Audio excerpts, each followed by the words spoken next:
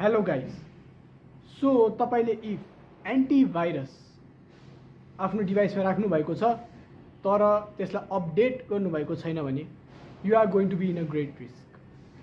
So antivirus सफ्टवेयरले के काम गर्छ भन्ने कुरा बुझ्नु पर्दाखेरि चाहिँ तपाईले इफ कुनै फाइल डाउनलोड गर्नुहुन्छ अर वाइफाईसँग कनेक्ट गर्नुहुन्छ भने चाहिँ त्यसमा कुनै पनि भाइरस छ भने उसले त्यसलाई डिटेक्ट गरिदिन्छ र डिटेक्ट गरेर तपाईलाई अलर्ट गरिदिन्छ अनि त्यो अनुसारको तपाईलाई रेकमेन्डेसन पनि दिने गर्छ अर सल्लाह सुझाव दिने गर्छ कि यो वाइफाईसँग के गर्न सकिन्छ अर फाइलसँग के गर्न सकिन्छ भन्ने कुरामा। सो एन्टिभाइरस अपडेट गर्नुको फाइदा चाहिँ के हो भन्ने प्रश्न आउँला।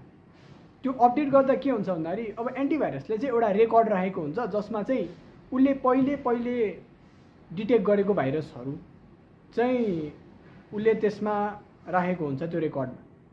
अब एन्टिभाइरस अपडेट गरिसकेपछि चाहिँ के हुन्छ भन्दाखेरि त्यो रेकर्ड चाहिँ अझै भाइरसहरू जुन नयाँ नयाँ भाइरसहरू आइरहेको हुन्छ वर्ल्डमा त्यो चाहिँ उसले अपडेट गर्दै जाने हो। त्यो भइसकेपछि इफ तपाईँले कुनै नयाँ ठाउँमा जस्तै तपाईँले आफ्नो रेस्टुरेन्टमा गएर वाइफाई कनेक्ट गर्नुहुन्छ भने त्यो रेस्टुरेन्टको वाइफाईमा हुनसक्ने भाइरसबाट तपाईँलाई रिस्क कम हुने भयो किनभने उसले त्यो अनुसारको डेटाबेस अपडेट गरिसकेको हुन्छ र त्यो अनुसारको भाइरसको अलर्ट चाहिँ तपाईँलाई जेनेरेट गरेर तपाईँलाई चाहिँ के गर्न सकिन्छ भन्ने कुरा सजेस्ट गरि नै हाल्छ।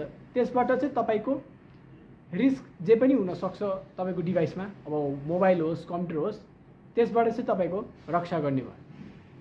So I would highly request you कि तपाईँ एन्टिभाइरसलाई चाहिँ टाइममा अपडेट गर्नुहोस् र तपाईको डिभाइसमा हुन सक्ने खतरालाई चाहिँ न्यून पार्नुहोस् र साइबर सुरक्षित रहनुहोस्। धन्यवाद।